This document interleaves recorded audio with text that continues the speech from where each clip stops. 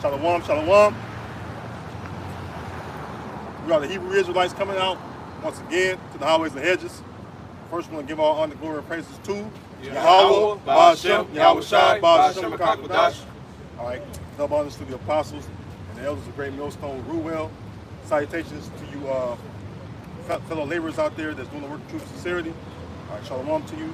Shalom to the Akwaf that believe, that are also part of the household of faith. All right, shalom to the speckled bird Israelites that be among the heathen like the heathen. All right, to you we say shalom. Shalom. Bring it in, Akim. This is the book of 2nd Ezra, chapter 15, beginning in verse 1. It says, Behold, speak thou in the ears of my people the words of prophecy, which I will put in thy mouth, saith the Lord. Yeah, speak thou in the ears of my people. The Lord's people is the Israelites, right? Somebody, matter of fact, let me get this piece of real quick. Precept. Bring it up, bring it up. This book Isaiah chapter 58 and verse 1, it says, Cry aloud, spare not, lift up thy voice like a trumpet, and shew my people their transgression, and the house of Jacob their sins. That's right. So this is what we come out here to do. We come out here to lift up our voice like a trumpet, which is what? We speak loudly with our manly voices, and we spare not the feelings of our people. We teach them where their error is, all right? How we err from the Heavenly Father and His Son, okay? Which is why, breaking that covenant, you know what I mean? This is how we end up in the condition that we're in right now, okay? It says that back in 2nd Ezra, speak down the ears of my people the words of prophecy. Because why? Even though the Lord punished us for breaking that covenant, right? The Lord still gave us prophetic events that He would do, perform, to let us know that He would come back and redeem us as well. All right, because there's a salvation, right? You go in the scriptures, all right, it tells you that the Lord has scattered His people, right? Deuteronomy 28:64. But then the Lord also said He would gather His people. All right, and how you know that? By getting into the words of prophecy, how the Lord says He's going to gather us from all countries and all nations. Okay, but you have to learn, all right, the words of prophecy, which prophecy goes into many things. Okay, you got a prophecy of the famine, prophecy of the pestilence, all right, prophecy of race wars, all right, civil society breakdown, all right, wars, rumors of wars, earthquakes in different places. All right, upwards of the people, right? There are several prophetic events that's going on that's leading up to the second coming of our Lord. All right, go ahead. Back in 2nd Ezra 15:1. Back in 2nd Ezra chapter 15:1, it says, Behold, speak thou in the ears of my people the words of prophecy, which I will put in thy mouth, saith the Lord, and cause them to be written in paper, for they are faithful and true. Yeah, the paper is talking about the Bible. Okay. Somebody give me Ezekiel 2. Somebody give me Ezekiel 2:9. This book Ezekiel chapter 2 and verse 9, it said, When I looked, behold, an hand was sent unto me, and lo, a roll of a book was therein. Yeah, a roll of a book that was there. A roll of the book that was there. I pretty much it's talking about the Bible. All right, that's what we have in our hands. Like you should be saying, a two-edged sword in our hands. The two-edged sword is the Lord's word. All right, according to Hebrews 4:12, it says the words of the Heavenly Father is sharper than any two-edged sword. That's why we come out here. And the main weapon, which is a spiritual weapon, all right, is the Lord's word, man. Okay, we don't have carnal weapons. Somebody give me that. The weapons of our warfare are not carnal. Corinthians.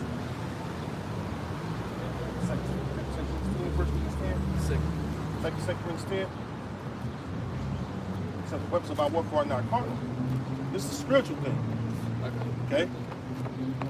This is 2 Corinthians chapter 10 and verse 4. It says, For the weapons of our warfare are not carnal, but mighty through the Most High to the pulling down of strongholds, casting down imaginations, and every high thing that exalteth itself against the knowledge of the Most High, and bringing into captivity every thought to the obedience of Hamashiach. Yeah, there you go, man.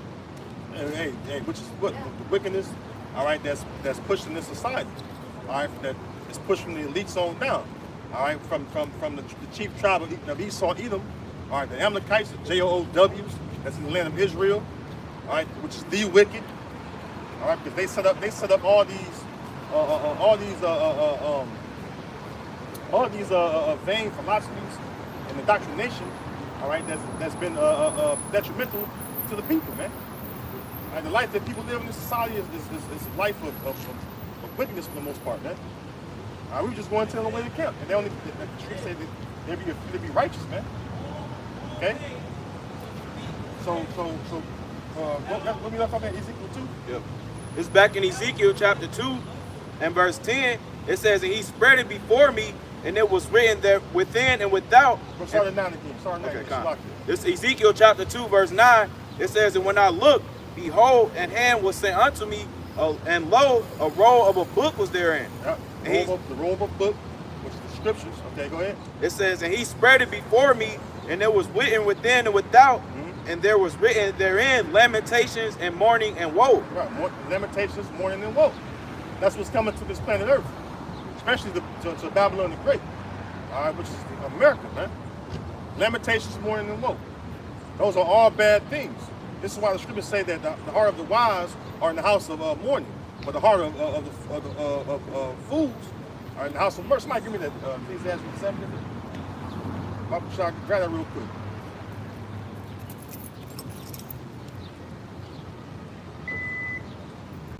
All right, and the scriptures say in Ezekiel 21 that, hey, a sword is sharper. So shall we then make mirth? We see that the Heavenly Father is getting ready to bring forth judgment. We see that Yahweh is about to destroy this place. All right, why the hell you being the mirthful spirit for? And you notice, and if you notice, the mirth of this place is really gone, man. All right, somebody got that? All right. This is Ecclesiastes 7 and 2. It is better to go to the house of mourning than to go to the house of feasting, for that is the end of all men, and the living will lay it to his heart. That's right. People read. Sorrow. And we're the living. We're the living. How are we living? Because the Lord has caused us to live. Okay? That's what Ezekiel 37 is talking about. We're those bones that came to life, that the Lord clothed with, flesh and snooze. The Lord made us be a living vessel before Him. Okay? And we live through the Lord's word, through this truth, man. This knowledge. That's how we're living. The rest of our people are matter of fact, somebody give me Proverbs 21 and 16. Because those that don't have this knowledge, don't have this truth of our people, they're not living. Okay? This truth is what makes you live. All right? This truth brings you to life. Okay? Anything outside of this knowledge, this truth, which comes from the Heavenly Father through His Son, Yahweh Shah, through the Holy Spirit. All right? Hey, anything outside that, you're not living, man. For all you so-called Negroes, Latino Native American people out there, the Israelites that think you're living. There's no life in America, man. No? You got an illusion of living, man. You're living in the lowest parts of society, man. How is that living? You know, me and the elder Ayash was talking about that earlier. You know, we was talking about how I'm driving, in the country parks, like, I'm doing a little piece of cart thing right now. And I go out to these different neighborhoods. We saw ordering, online shopping and shit. Going out there, I'm like, you slide on the highway constantly. And now I'm in town, I can really see the neighborhoods and shit. Esau got lands, they got plenty of yard space, a couple few acres. Even the fucking rest of the heathen out there, Ishmael, Elam, Moab out there, they're living good. Jake bunched in the fucking hood, the ghetto, who ran and shit about nothing. You got that out? This is the book of Proverbs, chapter 21, and verse 16. It says, the man that wandereth out of the way of understanding shall remain in the congregation of the dead. Yeah, the man that wandered out of the way of understanding shall remain in the congregation of the dead. All right? The Lord has made us, according to Isaiah, the 11th chapter, of quick understanding. See what I'm saying? So we're not in the congregation of the dead anymore. We're like I said, we're the ones that was those dry bones, but the Lord calls us to live, to come to life. Okay? We put on righteousness, right? Which is what? Of the scriptures, man. We ingest these scriptures, All right, then we apply them to our daily lives, man. That's how we live. All right, outside that, Jake is bugged out. Jake is through. I'm talking about Jake is done, man. Okay? So what we left off at, go to Ezekiel 3. Please, yes. Oh, so yeah, give me that, finish it out. Ecclesiastes 7 and 3. Sorrow is better than laughter. Sorrow is better than laughter. For by the sadness of the countenance, the heart is made better. The heart of the wise is the house of mourning. Yeah, the house of the wise is in the house of mourning. Go ahead. But the house of a fool is in the house of mirth. Yeah, like I quoted earlier, the house of fools is in the house of mirth. All right, the heart of fools, is in the house of mirth. That's why I quoted Ezekiel 21. It says, a sword is sharpened, all right, and it's sharpened to make a sword slaughter. Should we then make mirth? The answer is no, you should make mirth. You should be in a mournful state of mind, all right, praying that Yahweh Shem is going to deliver you for your labor of love. Because we all have sinned and come short of glory. But for these works that we do for Yahweh Shem to push the Lord's word, man, we hope that the Lord have mercy on us and deliver us, all right, when His wrath is upon this place, you know? That's what we're hoping for. All right? So, now let's go back to the Ezekiel 3 and 1 real quick. Let me come back to that. The book, I got to bring them off. this book Ezekiel chapter 3 and verse 1, it says, Moreover, he said unto me, Son of man, eat that thou findest, eat this roll and go speak. What that mean? Learn the scriptures. All right, learn the scriptures. This is how you learn, all right, who you are, as far as us being the Israelites. This is scriptures how you learn who you are, as far as your nationality, your true heritage. You learn who the heathen nations are, the wicked, Esau, Edom, the so-called white man. You learn how you get in this condition as a nation. Okay, this is what the scriptures teaches us, man. All right, and this is what we learn from our teachers, man. Of how to, well, they taught us how to ingest these scriptures and how to teach it, you know, because you have to be taught, all right, in order to teach.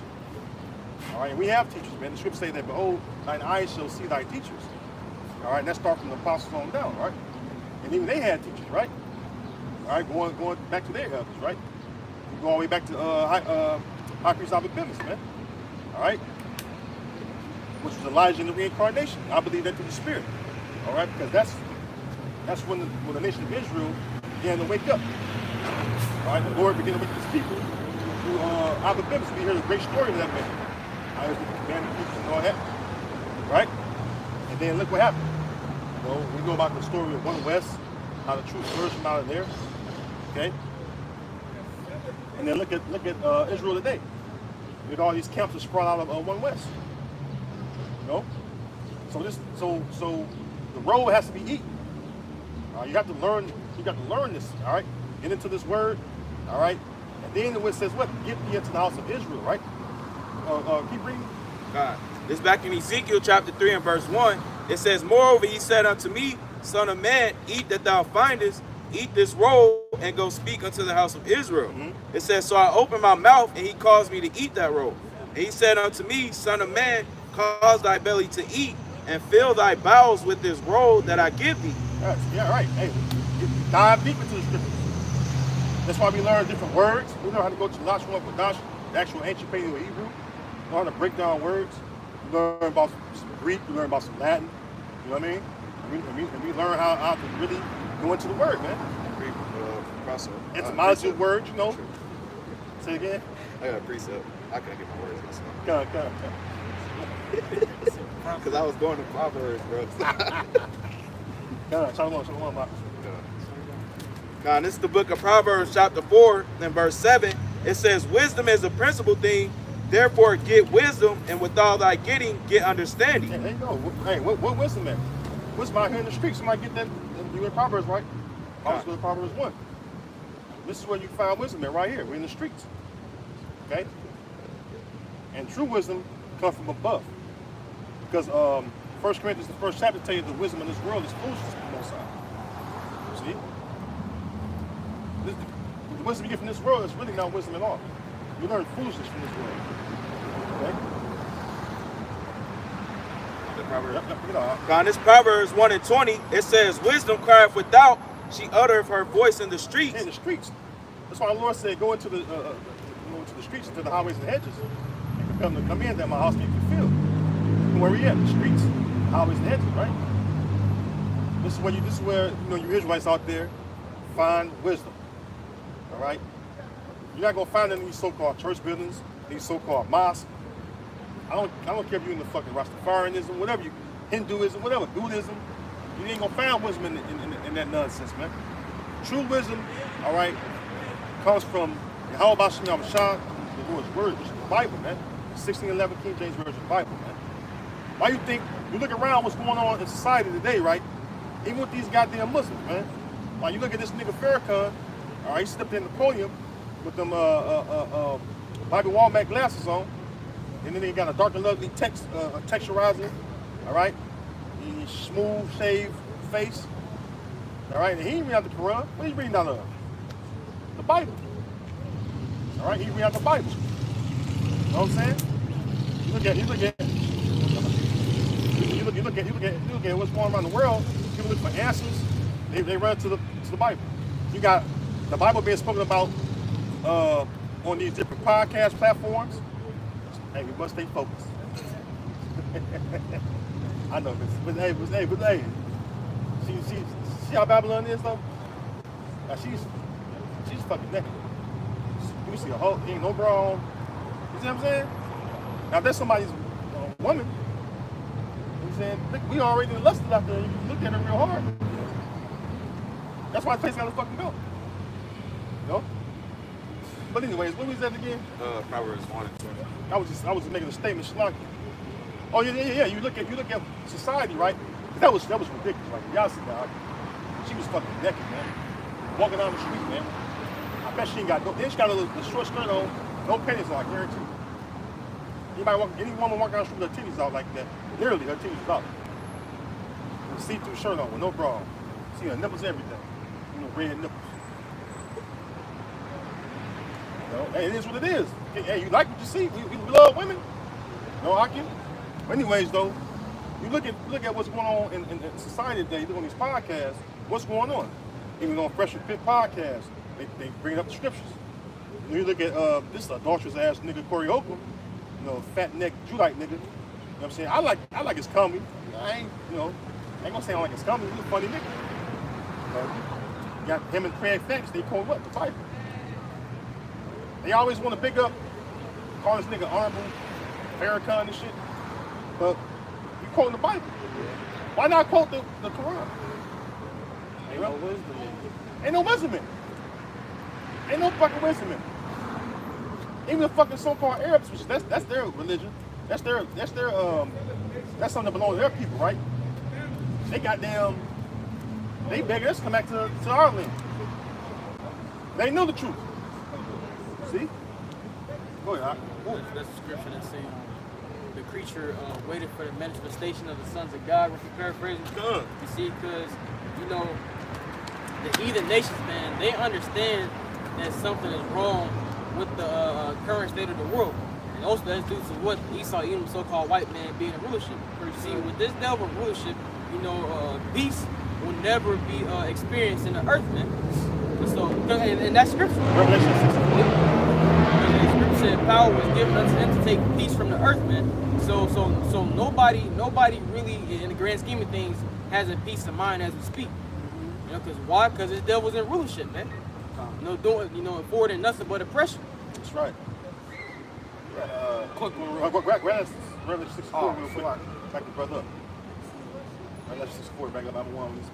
That, like you said, that's scripture. That's why, that's why, like the brother was going into, hey, peace is not a thing on this earth right now. Most people on the earth right now are in uproars, You look at the people around the earth, different countries, different lands, most people are in uproar or in mourning. But that's scripture, Proverbs 29 and 2. All right, yeah, I had that. Yeah, bring out Revelation 6:4, then we got that. All right, you got it? Yeah, I get it. This is Revelation chapter 6, starting at verse 40. And read loud too. So you know, traffic out here.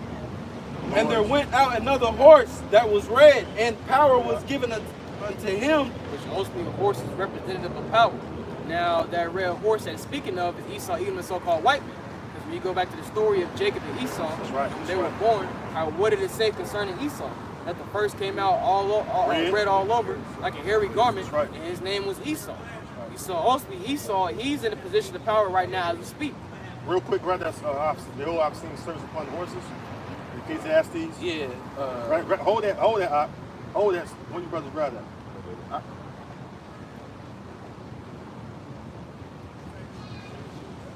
That makes up perfect what the brother was just going into. This book of Ecclesiastes chapter 10 and verse 7, it says, I have seen servants upon horses and princes walking as servants upon the earth.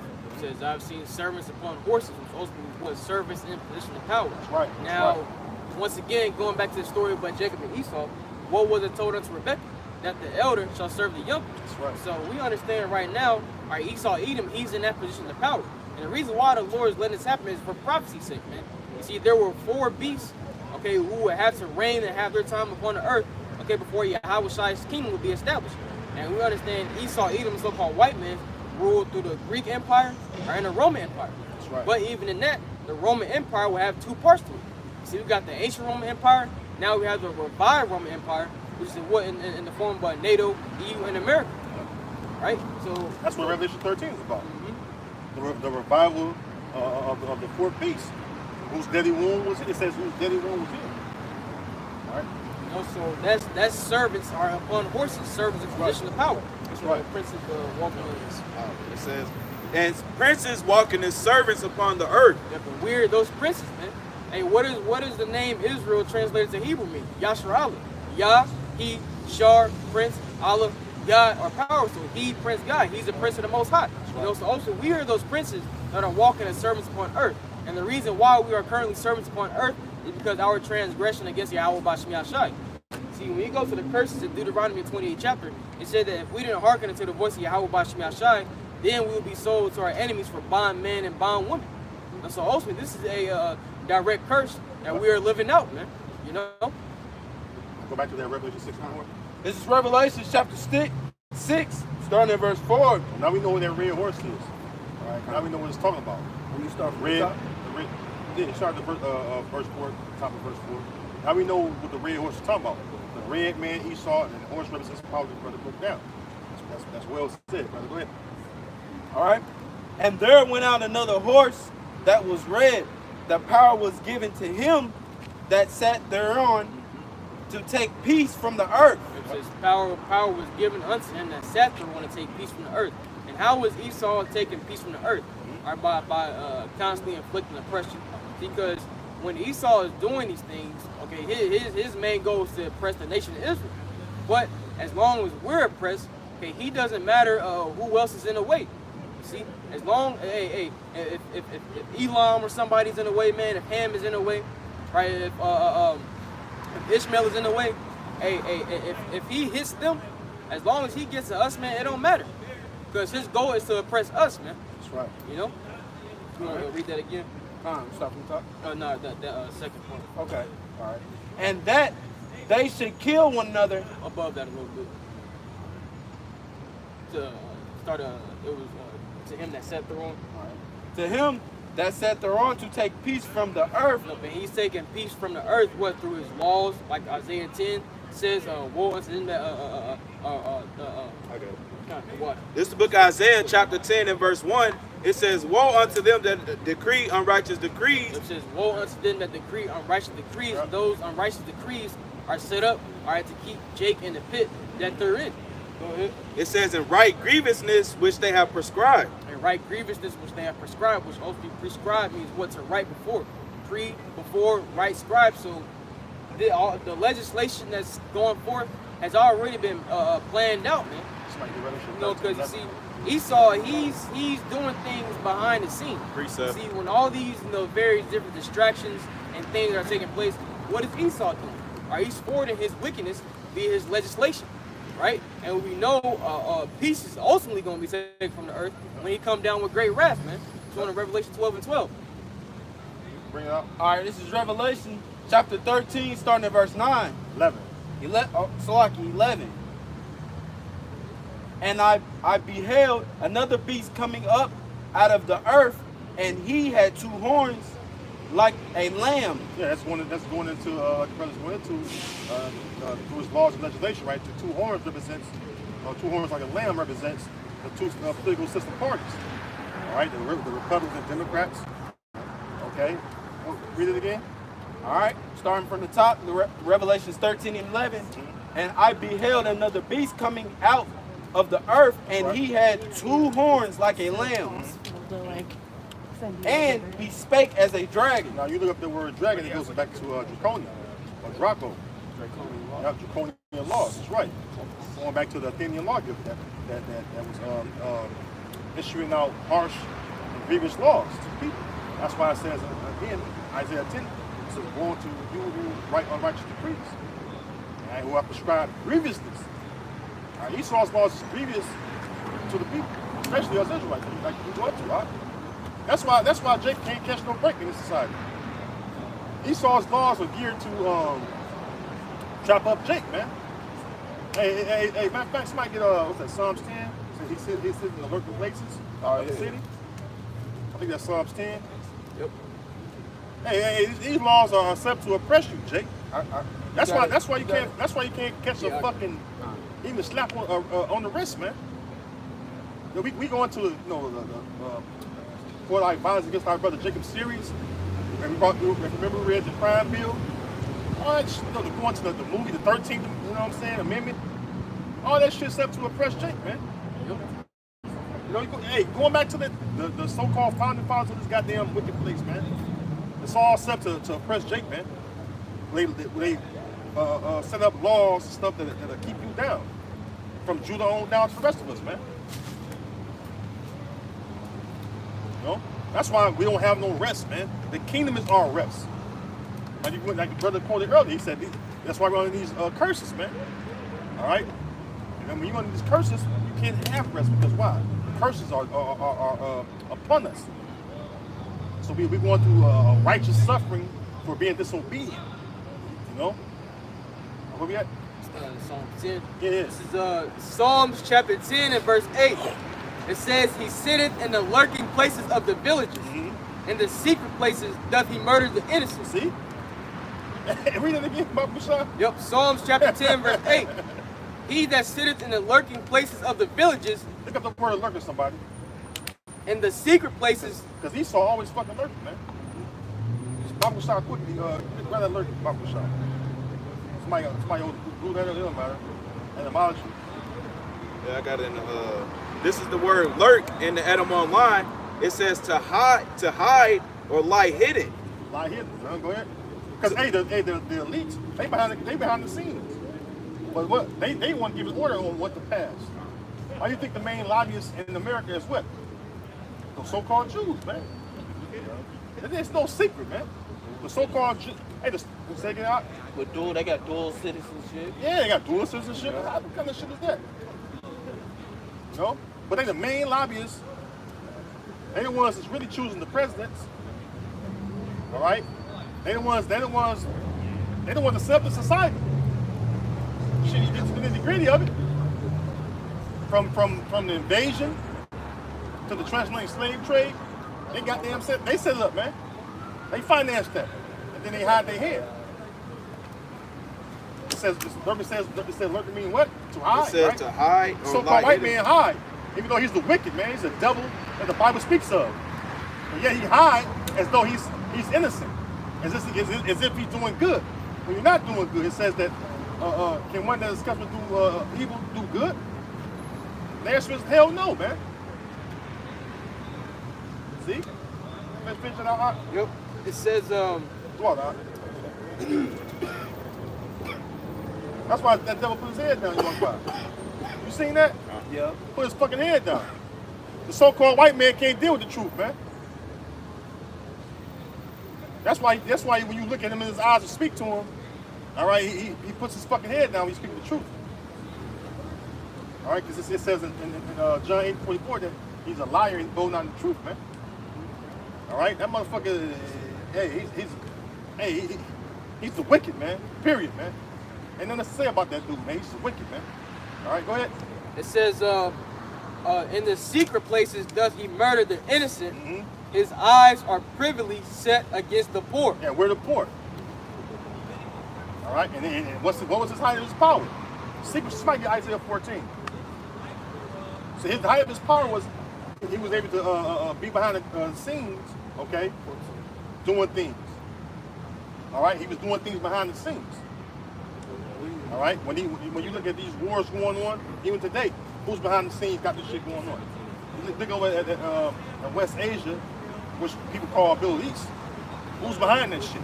Why you have the U.S. Army and NATO over there fighting against the so-called Arab countries and shit? It's on behalf of the goddamn small hats, man. This whole Palestinian and Israeli conflict is based off them Amalekites, all right, provoking that war, man. And as a matter of fact, when they entered into our land, they had war that same day. Okay. So hey, that show you from that day on, there haven't been no peace over there. Okay. But yet they'll play like they're the innocent, that they just mind their own business. You know what I'm saying? And just things just happen. People just trying to attack them. But no, that's not how it works. They're the instigators. They're the provokers. You know what I mean? Go ahead, Doc. It says, he lieth in wait secretly as a lion in his den. He lieth in wait to catch the poor. He doth catch the poor when he draweth him into his net. It says he croucheth and humbleth himself, that the poor may fall by his strong. Ooh. And that's Esau for you, man. He's always crouching down like he's here there to help you. But we know that he's there to overthrow you. That's why it says in Sirach 12, man. And bring it out. Sirach 12 goes into that. Read, brother. This is the book of Sirach, or Ecclesiasticus, chapter 12, and verse 10. It says, "Never trust thine enemy, for like as iron rusteth, so is his wickedness." Yeah, so-called white man, dealing with him, he's our enemy. All right, and then shalom. And the rest of the heathen, they are our enemies. All right, go ahead. It says, "Though he humble himself and go crouching, yet take good heed and beware of him, and thou shalt be unto him as if thou had wiped a looking glass. That's right. And thou shalt know that his rust have not been altogether wiped away." That's right, man, because all he's doing is looking to overthrow you. All right, that's why it says he's sitting in lurking places, right? He says he's as a lion in the den. All right, you say what? Read it again. It says, he lieth in wait secretly as a lion in his den. He lieth in wait to catch the poor. He doth catch the poor when he draweth them into his net. He croucheth and humbleth himself, that the poor may fall by his strong one. That's right. And that's self-explanatory, really, man. Well, go ahead. I got one.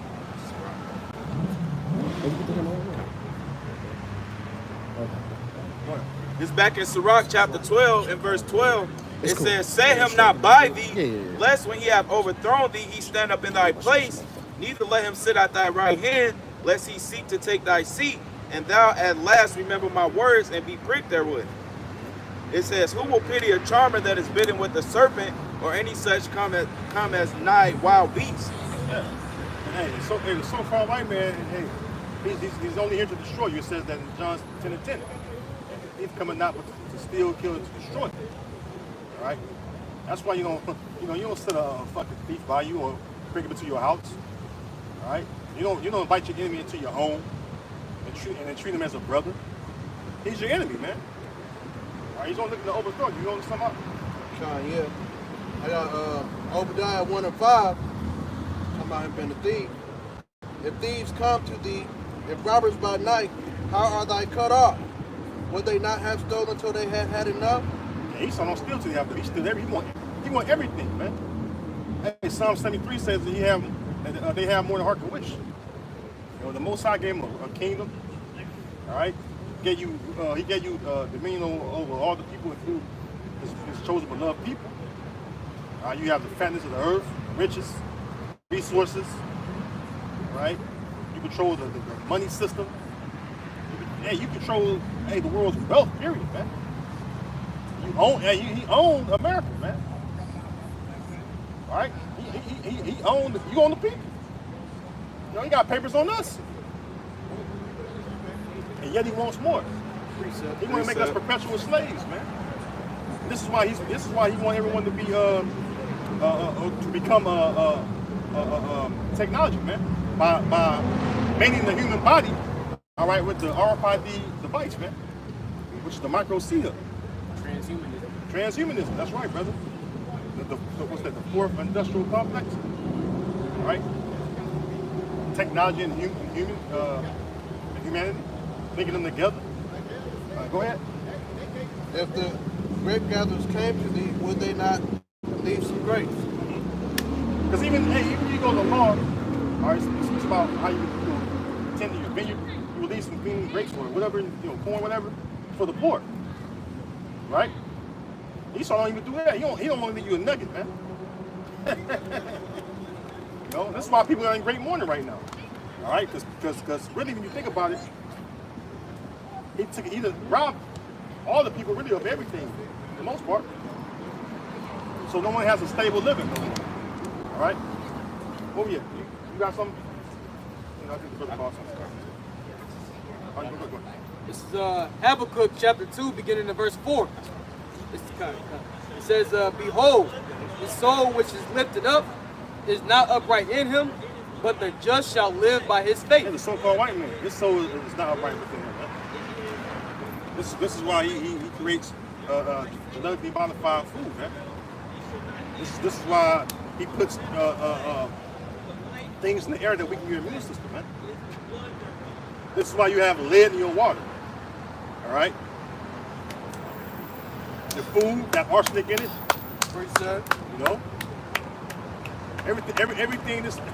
Everything this man does is to destroy us, man. And that's why we need the Heavenly Father to redeem us. Hallelujah!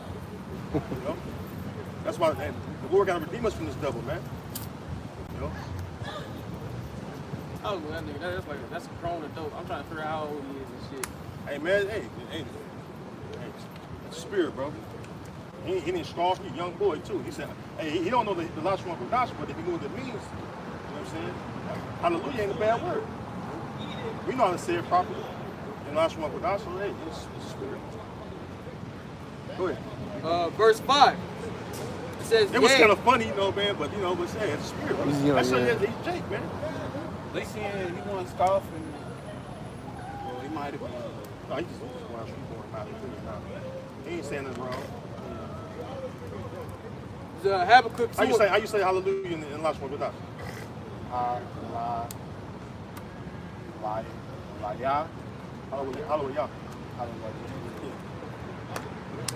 Go ahead. He don't know it, but we know it. But we should know it. Go ahead. Habakkuk 2 and 5. Yea, also because he transgressed by wine. He transgressed by wine, his vain philosophies and ways of living. Okay? We spoke about on the way to camp. Through what he called democracy. He's all in the land of Ham trying to push his Moism. And even Ham, like, fuck that. We don't want that over here. Even the Kenyans go back to Canaan. The president of Kenya, he's like, hell no, we don't want that over here. And the scriptures speak about Sodom and Gomorrah. That started with who? Canaan. So even Canaan, like, get that Moism out of here. Shit even goes back further than that when the actual Ham, seeing the nakedness of his father. Yeah, that's it. Yeah, done. It says, he is a proud man, neither keepeth at home, who enlarges his desire as hell, and is as death, and cannot be satisfied. He cannot be satisfied. All right, the Lord gave you everything you saw. The Lord let you live your kingdom out, man, to the height of his power, man. Now you reach your height, now the Lord is bringing you down. Okay? Like it says in Obadiah. Then shall he bring you down, man. All right, go ahead. It says, but gathereth unto him all nations, and heapeth unto him all people. Yeah, all people, all the nations over here in America. That's why America is known as the melting pot. You have a representation of all the nations over here all 18 nations over in Babylon. Yep. You know? That's the way he put to himself all people, man. You have Ishmael over here, Elam, Moab, Ammon, you know, Japheth. All right, of course, us Israelites over here. Okay, Ham over here, the definition of Ham. So this is a melting pot. This is a gathering of all people that Esau done. He put to himself. Go ahead. It says, shall not all these take up a parable against him, and a taunting proverb against him, and say, woe to him that increases that which is not his, how long, and to him that ladeth himself with thick clay. Yeah, and which you know, really everything you got by deceit. It says that because of unrighteous dealings, all right, Sirach 10, because of unrighteous dealings, riches got by deceit. That the kingdom is translated from one people to the next, roughly paraphrasing. So we know that you got your things, your possessions by unrighteous dealings, man. All right. And it says that they laid themselves with thick clay. Through all the things you've stolen, robbed of the people, especially us Israelites, you still are in great or heavy debt, man. Because that goes back to the Hebrew word abakat, which means heavy debts. Okay? Right? Even your elites ain't gonna bail you out. Like America's in grave debt, man. Tens of trillions of dollars in debt, man. The reigning score of America has failed. This place is in great heavy debt, man. Clay. That's right. Go ahead. It says, shall they not rise up suddenly that shall bite thee, and awake that shall vex thee, and thou shalt be for booties unto them? Spoiled. You know? And the Lord prepared Esau for being spoiled, man. Okay? And it says that Isaiah 33. Somebody grab it real quick. Isaiah 33:1. The Lord's preparing the nation of Esau, Edom, all right, to be a spoil, man. Bring it out when you got it. Huh? This is Isaiah 33:1. Woe to thee that spoilest, and thou waste not spoil. Yeah, woe to thee that spoilest, and thou was not spoiled. The word spoil, somebody look it up real quick. Spoil. Off the shot.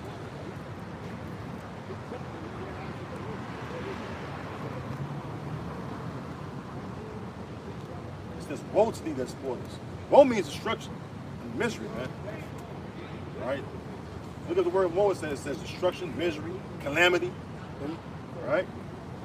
It means to devastate, to ruin, to destroy, to deal violently with. Hey, the Lord going to throw this place down by fire. Revelation 18. That's what violence in that great city of God thrown for. Roughly paraphrase. All right? So, read it Isaiah 33:1. Woe to thee that spoilest, and thou wasn't not spoiled. And thou was not spoiled. All right, go ahead. And dealest treacherously. Yeah, and dealest treacherously. And Which they is deceitfully. All right. And they dealt not treacherously Right. with thee. All right, and we as Israelites know that very well. How he dealt with us. How he dealt with Gad. All right, Ephraim. All right, Judah. All the 12 tribes, man. That's pretty much what the for our violence against our brother Jacob series is all about. Of how he dealt treacherously with us, man. You know, deceitfully. All right. Everything he's gotten is like, matter of fact, going to the treaties, man. Going to the 1830 treaty, all right, which led to the Trail of Tears. That's him dealing treacherously, you know. I'm gonna give you this land, it's yours, and then he found out some resource in the land, and what do he do? He come in and rob you of it, or forcefully move you of it. Somebody get Michael too. He forcefully moved you, well, Gad, all right, and sometimes Reuben too, but mainly Gad, off the fucking land that he agreed to give you. And then what? You end up without any kind of land. The land he gave you is barren. You know? Even in the scriptures, when you know, when he was known, when he was actually a nation of Edom, you know, what he used to do, he came against our when we tried to pass through his land. He said no. You know, he came against us when Babylon overthrew us. You know, it was Amalek too. It was man. It was Amalek. You know, even when they was ruling as the Greeks.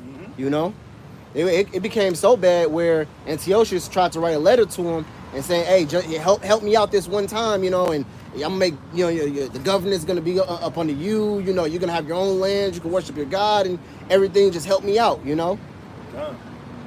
This man's always been dealing treacherous. He's always had some type of underhanded mind to take us down, you know. Even when we started ruling, you know, even though it was prophecy, you know, it was prophecy for after that 1,000 years be fulfilled, we had to go down and they had to come up, you know. But still, look how it happened, you know. John Arcanus, you know, started, you know, revamping the Edomites, bringing them into our military and shit like that. And what? They started marrying into the families. And then what? By the 1400s, by Ottoman Turks, we was taken down, you know. All through what? His deceitfulness, you know. And as soon as, what happened? As soon as he got back into power, iconoclasm, fucking Renaissance, he started deceiving nations, you know. But he's always, but he's always for our worst. He's always for our, what's the opposite of betterment? I feel like it's a word. Detriment. Yeah, that's a good word. You know, he's always for our detriment, not for our betterment. You know. That's right. Yeah. Got it. I've been using it all day. Detriment. Yeah. So read this bit of awesome. Hey, you got that. God. This is the book of Micah, chapter 2, and verse 1. It says, "Woe to them that devise iniquity and work evil upon their beds. When the morning is light, they practice it because it is in the power of their hand." Speak on it. God, so hey, this is going into the nation of Esau, man. It says, "Woe unto you that devise iniquity," man. All right, because hey, all the day long, that's what Esau does, man. Whether they doing it in secrecy or whether they doing it out in public, man, they're devising ways to destroy the nation of Israel, man. It says, "And work evil upon their beds, and when the morning is light, they practice it because it is in the power of their hand." All right, Esau is the one that's in power right now, man. All right, hey, the book of Job, chapter 9 and 24, hey, the earth was given unto the hands of the wicked, and that's Esau. All right, and what are they choosing to do with their power, man? All right, like I just said a couple seconds ago, to destroy the nation of Israel, man. That's what they that's all they want to do, man. They got that perpetual hatred, all right, for the nation of Israel. All right, and verse 2, the point you want it says, "And they covet fields and take them by violence, and houses and the bro was just going into it, man. Covet fields and taking by violence, man." Yeah, man. Even this man even got the world thinking that racism is based off skin color. Like, no, man, it goes deeper than that, man. You know, you don't like me because of my skin color. No. Listen, you can look just like him, and he'll still hate you because you're an Israelite. You know. It's all goes back to the spirits, right? You know. That's why we always say is, oh well, white people can't join. Why? Because it's a skin color. Like, no, man, we can give a fuck less about the skin color, man. You know, that just shows you how basic people are. You know how deep people can go. Oh, skin color. Like, come on, dog, really? It's a spiritual thing. Why you think it's so deeply rooted? Why you think it's a generational thing? And it's even still harder now. You know. Oh, white people and black people don't like each other because of their skin color. No, it's because they're two opposite nations that was always going to collide. You know? They said they struggled in the womb. Read it for the help. This is Genesis chapter 25, and I'll start at verse. I was getting ready to, that's a spirit. I was getting ready to say that. It's a spirit. That's why the scriptures also say, "Judge not a man for his outward appearance." Right. You know, you can. Well, you see some camps do that shit. They look at a dude because he look like an Edomite. Are you an Edomite? Fucking Zabak did that shit years ago, man. Yeah. He did that with an Jake that looked like a Moabite. Now this guy looked just like a Moabite, but his gestures, everything he was doing, screamed Jake like a motherfucker. He was talking with his hands. Yep. He said, "Man, I don't know what a part." And I promise you, this is exactly how he did it. He said, "I don't know what's this a part of, man, but if I could be part of it, I promise you I would be." He did exactly like that. I'm like, bro, that's a fucking Jake, man. Just doing all the gestures, touching his heart. Man, you can see the sincereness in his dude's face, man. And Zabak said, "You're not an Edomite, and I don't give a damn." You know? I went to, man. You know, you remember, it's curses right there, man. You know, he got that Jake right there got leprosy. You know? But remember, Zaryat, Captain Zaryat, yeah. The west coast of that Jake on the west coast of the land of Ham. Mm-hmm. He was like from Ghana somewhere, or right. Nigeria or something. Right. And he told he's a Hamite. Yeah, no, man. These guys can't read spirits, man. You know? You can tell the little dude was Jake. He was spiritual and everything. You can see his eyes was lit up. Jake got, not Jake, but Ham got that dead ass look. You can tell over up, man. Go ahead, man. Yeah. Genesis chapter 25 and beginning of verse 21. It says, and Isaac entreated the Lord Yahweh for his wife. It says, because she was barren. And the Lord Yahweh was entreated of him, and Rebekah his wife conceived. And the children struggled together within her, and she said, if it be so, why am I thus? Right, man. So these kids were they were fighting. Jacob and Esau was fighting so much in her mother's womb. She thought she was gonna have a miscarriage.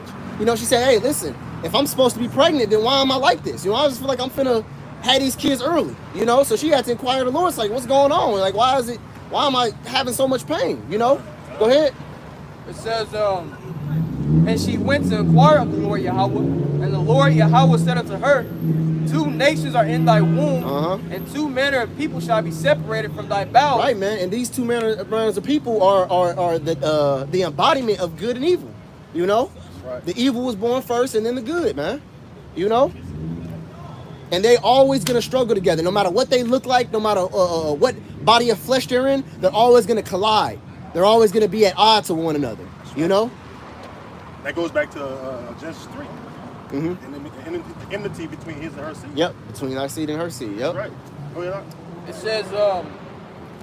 says, and the one people shall be stronger than the other, and the elder shall serve the younger. And that's plain to see. You know, what people is dominating the sports. You know, not even the sport. I even get intellectually. What people is creating these inventions. You know, make these to make your lives easier. You know, to come down with the cell phone, the street lights, the car. The dishwasher, you know, everything that Jake used, everything that people use to modern day, man. Shoes, you know, shoes, everything, man. The ink pen, you know, Jake invented everything, man. Who's reinvented style? Who's reinvented fads? You know, it's a no-brainer, man. Jake comes with all this stuff, and the world follows after. That's why in the book of Jeremiah it says, "Well, he's the form of all things, man." That's right. You know, Jake is the embodiment of the world. You know why? Also. It's because when the Lord was creating, when Yahweh Shah with the elect was creating the world, guess what? Jake was there, you know? So we understand how certain things work, you know? That's how Jake can invent certain break dances and just do, bro, when I seen, what's that break dance with your legs going there? Bro, when I seen that, bro, I'm like, what the, huh? I can't think of the name. Bro, when I seen that blew my mind. I'm like, damn, and Jake used to do that. What was that? 50s, 80s? Right there. Well, no, I know I'm just older than you, but I know when I was a kid, I you know, that was my shit, man. Used to like, bro. I could never get it down pat, but I was pretty good. But the casual Jake could do that. Like Esau can't just come up with some shit like that. You know, casual Jakes was doing that. You know, get what is the cardboard? Yeah, the cardboard, the beatboxing, and like just a New York thing. Yeah, man. Bro, when I seen that, it blew my mind, man. I was like, damn, Jake can just make anything fashionable and cool, man. Yeah, the movie Breaking goes into that. The movie what? The movie Breaking. Breaking? Yeah. So the movie Breaking, it was about breakdancing and shit, pop locking and all that shit. So when I was a little boy, you know, it was about like 92-ish. You know, that was the thing to do. You know, we all had our own dance, but like that was like a New York style. Right. So it's kind of hard to catch on a little bit at first, but you caught on to it. Jake was doing it. I seen, you know, the legs. I'm like, God damn. You know. You had a country backwoods niggas breakdancing. You know, but hey, man, hey, it's evident to see which people are stronger than them. Matter of fact, even in slavery, Esau couldn't even hawk Jake down. They have to get another Jake to hey, go get that boy. You know, and you know, Jake had to go, you know, catch another Jake. You know, should they even show you in 12 Years a Slave? What after Solomon Northup, he got fed up, he took the whip and you know start beating dude ass. You know, so shit, it just shows you that listen, we could. If the Lord didn't bring us down to that level, we obviously could take him down, you know. But the Lord had to what? Dumb us down, man. The Lord had to bring us low.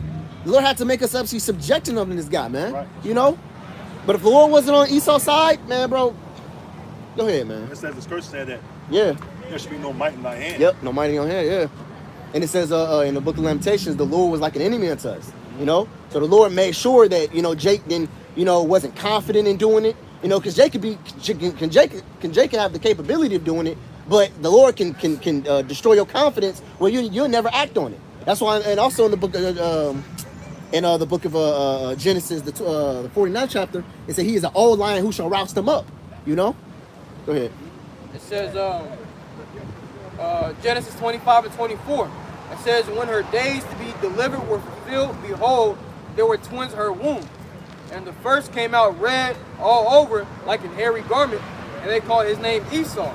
Yep. And after that came his brother out, and his hand took hold on Esau's heel, and his name was called Jacob. That's really the point right there, bro. Y'all can go back with the elder was getting into. And second Ezra 6, let's go to second Ezra 6. And 9. That's also symbolic of how Yep. one nation will rule, and then the other nation will be the next nation to rule after this nation is brought down. Yep. So Esau came out first, and it says that what Amalek was the first of the nation. Amalek go back to the house of Esau, Edom, and then who's coming up after Esau? Us. Jacob, Yep. Israel. And that shows you that we are in the latter times, we're in the last days. Because who were the last two rulerships of the statue of the Bible of the statue of Nebuchadnezzar? You know, was Greek, and then it was Rome. You know, and then what? Rome got, you know, fell for 1,000 years, got revamped. You know, that deadly wound was healed. You know, so Esau is still into rulership. You know, so we understand when this man goes down, through prophecy, it has to be us. You know. We touched on that earlier. Spirit, you know. Spirit. All right, this is Really, to be honest, we all in unison because I was listening to all three of us. Oh, yeah. Like I listened to them like 10, 15 minutes. Yeah. Listen to us 10, 15, and we all just all saying the really same exact Oh, thing. yeah. You know, they actually brought up the Milton pot. That's when you said it. I'm like, damn, bro, I'm wooed. I'm damn, hella wooed. Spirit. And Jake don't understand everything is spiritual. Done. Every fucking thing we do is spiritual, man. Go ahead, brother. This is second Ezra chapter 6, starting at verse 9. And it reads, for Esau is the end of the world, and So-called Jacob... white man, Esau, began with Amalek. All right? They're the end of the world. The word world, an aeon. All right? Rulership, kingdom, age of empire. Same thing, man. They're the end, man. That's why we at their end. Like the elder was saying, we at their end. That's why you see Esau's kingdom falling. It's been coming down gradually from the moment the Lord woke up the Israelites, going back to the late 60s, up until now. Yep. That's what Obadiah was speaking about. You know? And that's why you also see things at its utmost worst. You know, this place has dwarfed Sodom and Gomorrah. You know, things are gonna get its absolute worst before it gets any better. You know, that's why it says what the world shall get weaker through age. You know, everything that we see in the world, to our food, to our health, to the people. You know, even us, even our natural people. You know, the average man is 5'7", average woman is 5'2". That's even a sickly number. You know, because back in the ancient world, you know, Jacob was probably an average of probably 6 foot. Probably the average man was probably anywhere between 7 to 6 feet. You know, Hamites were already naturally tall. They probably was pushing anywhere between 9 to 10 feet. You know, so if an Israelite, if any man was an Israelite back in the day, he would be like Wilt Chamberlain almost. You know, he would look at everybody else like, yeah, these are sickly people. You know, look how small they are. You know. So before that refreshing, before that renewing come, what Esau has to be put down. You know. Go ahead. And also, Slocky, I know I'm doing a lot of talking. Also, the scripture says what? So is the king, so is the people. So this world is what? So weak, so minute and feeble, because what? It has a weak and minute, feeble king up over it. You know. So what? When Yahweh B'Shem Yashah, the peaceable one, comes back to rule, guess what? The earth is going to be revamped. You know, it's going to grow in size. Everything. We're going to get new. We're going to get new bodies. You know, the world. We actually going to get new fresh air, fresh food, fresh water. You know, because why? Because what? The new king of peace is going to be ruling, man. So you think he's going to be ruling in a weak, feeble world? No. He gonna make this world. He gonna make the planet Earth a paradise again. You know, Idon. You know, back when it was actually Idon, man. You know. Just real quick, back you up about how people get weak, right? Mm-hmm. Our bodies is basically fake. You know, our health is bad. Yeah. Psalms 90 and 10, it says the days of our years are 60 years and 10. Yep. Which is three score. Yeah, 3 is being what, 20. 3 of them, which is 60, and 10, which is 70. Mm-hmm. Yep. So yeah, man. So that's when I think right around the time the Lord cut our years to 70 years, man. Yep. You know, and you'll be lucky if you get that. You know. That's why Esau put your retirement. Yep. At like 67, 68 years old. You want your ass to be about to croak. Yep. So by the time you get the shit, you want to do like good a year or two, and you get in all your fucking what's it called? The first of the month. No. All your laborious works that you've been laboring for the yeah. last past 65, 70 years, Yeah. you know, and you only need to enjoy it for 2 years. He don't even have a system where all that money goes down to your next of kin or something. He just pockets all of it afterwards. It says the days of our Damn, years man. are 80 years and 10, and if by reason of strength they be 80 years. Yep. Yet So is there, if you can make it to that, you know. well, you know, that's why when somebody making 80 years old, they be fucking frail. Yeah, yeah. For the most part, only ones that really make it healthy at that age is really Jake. Yeah, right. You see them old Jakes. Like I know most of my grandparents did about that really past 80 years. Yeah. My granddad right now, he's a carpenter. And he's about 78, 79, but he still got his strength. You know, he still got some size on him. He ain't all weak and feeble. He actually still goes do carpentry work. You know, big ass fucking 2x4s and Jake. still building houses and shit. Precept. Jake all day it says, yet is their strength labor and sorrow, Yeah. for it is soon cut off and we fly away. Yep. Go ahead. It's 2nd Ezra chapter 14 and verse 17. It says, for look how much the world shall be weaker through age, Yep. so much the more shall evils increase upon them that dwell there. You got it, brother. And you know, we see how, you know, the earth has grown, you know, weaker through age, you know, even us as a nation. See, because, you know, we always go back to the longest living man throughout the scriptures was a man by the name of Methuselah. And he reached 969 years. So, hey, back then we was damn near, you know, living to what was counted as a day to Yahweh Bashmi Ashai. See, but as the generations passed, it would drop, you know, just drop lower, man. I believe Abraham made it to about like 100 something, if I'm not mistaken. Noah, he made it to about 600 some years. So, and you know, we seen, you know, our years decrease, you know, especially after the flood. You see, because the Lord, He brought that flood because of wickedness, and you know, with wickedness being exercised in the earth, man, more things are going to decline, man. So as the generations, we've declined, the world itself has declined, man. See, but also we understand the Lord is about to restore the earth, right, back to His first estate, man. You know, back to paradise, like the elders was going into. And in the kingdom, we're gonna be immortal, so it ain't gonna be no age cap for us Israelites in the kingdom. Right? It ain't gonna be, you know, such and such live X amount of years. Hey, we gonna be living forever, man. That's it. Finish that Ezra. Yeah, bring it up. All right. Back in 2nd Ezra chapter 6, starting at verse 9, it reads, for Esau is the end of the world, and Jacob is the beginning of it that followeth. So now we know Esau, all right, this world is ending, and Jacob is the world that's coming up. This is why the Lord has, you know, the future governmental body of the kingdom of heaven, all right, on the highways and hedges, which is the elect. All right, the first fruit spirits. That's going to be the first fruits of the kingdom of heaven.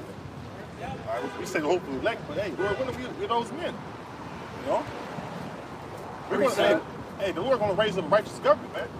All right, bring it out.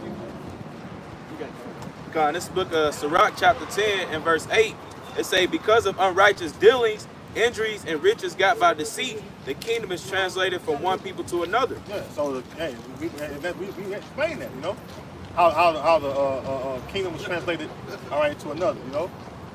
Yeah, ain't gonna be. See, and that's it. You know what? That y'all look at that right there, red dot shit. They worshiping their gods, right? See that? See, we gotta get Elam, all right, time by their curly ass, stringy hair, and beat that idol shit up out of them. They gonna serve the living power in the kingdom, man. You know, they gonna smack that red dot off their forehead. They gonna be looking all silly like, oh my, and we gonna be like, yeah, nigga, you know what time it is. All right? Yeah, you gotta beat the heathen into submission, man. You gotta break down their groves and their idols. You know how you know what I'm talking. Oh my, you imagine with the fucking, hey man, the way the Lord gonna make us, man, immortal. You're gonna be immortal with bodies. You know, you're gonna never die. You got spiritual powers. Hey, you think about how, hey man, look man, look how the Lord delivered us from the old Egypt, man, and the nation's feared, like Rahab the harlot, they was in fear. She was in fear. The nation's fearing us, man. This deliverance from the new Egypt, which is Babylon, which is America, man, these nations gonna be fucking terrified, man. Cause not only we gonna fucking gather them up, man, and throw them in the pit, especially these goddamn Edomites, so-called white people, man. But the rest of you nations, man. No. Hey, somebody give me, what's that, Isaiah 61? So the nation that will not serve thee? Isaiah Is that 61 one of them? 60. It says the nation that will not serve thee? Yep. Isaiah, when we start up, we're straight to the point. You start with a little bit, you know. Because this is going into the kingdom, man. This is Isaiah chapter 60, beginning of verse 10. I mean, it's kind of funny how we explain it. I make fun of the heathen, man, because they bag their head at us. Right. You know, I don't like these Edomites, man. They be all musty and shit. You gotta go in their store, they all musty as hell. You gotta damn near hold your nose about things, man. You know what I mean? We gotta have a little fun. You know, go ahead, brother. I was thinking of when you used to talk about Elon and that red dot. Remember how Thanos pulled the stone out of his head? It says Isaiah 60 and 10. It says, and the sons of strangers shall build up thy walls. Like sons of strangers, man. These heathen. Start with Esau, Edom. Because these strangers, these heathen, led us into captivity, man. It says that he that leadeth into captivity shall go into captivity. So you nations led us into captivity, you're going to go into captivity, man. I mean, period, man. We ain't got nothing to talk about, man. And our captivity going to put upon you is going to be righteous, though. All right, go ahead. It says, and their king shall minister unto thee. For in my wrath I smote thee, but in my favor have I had mercy on thee. And favor is what? Giving us the kingdom. That's why I always quote that. The Lord said, what? Out of Heavenly Father's good pleasure is this for him to give us the kingdom, man. Roughly paraphrasing. Hey, the kingdom, man, you look into the scriptures, man, you read about the kingdom, how it's going to be. Oh, man. Sometimes you just weep silently, man. And that minister is going into serving us hand and foot. You know? They're going to be waiting. Literally, right. Continual employment. It says continual employment. Yep. Our gates is going to be open continuously. You going to have no temptations. We're going to have plenty of work. You know how Jake like how to live, man. You look at Jake now on this side. When Jake get money, they live it up, man. Yeah. So imagine us in the kingdom, man. We got everything at our disposal. Go ahead, brother. It says, verse 11, therefore thy gate shall be open continually. Yep. They shall not be shut day nor night. Yeah, bring us all that good cedar wood. You know what I'm saying? Bring us all that Ophir gold, all those precious stones. Them beautiful daughters. What y'all be having? You better bring them. Man. They better be ready. Young and tender. I see some Elamites, and they were like we're Indian, but they were so funny. They were doing that trend where they're saying, oh, we're this. Of course we do this and this. Yeah, we're this. Of course we. Man, they were so beautiful, man. I'm like, ooh, the kingdom. Ooh, the kingdom. Man, long flowing hair, beautiful brown eyes. I'm like, man, bro. I can't wait to get these women, man, in their young age. It's gonna be beautiful. We're gonna get them young, man. We're gonna get them young, man. Absolutely. See, Esau he don't let us get our women young because he know we repopulate fast. Goddamn devils. Gotta get our women when they whores and shit. Hey, Ben fuck. We gonna get them young. Nigga.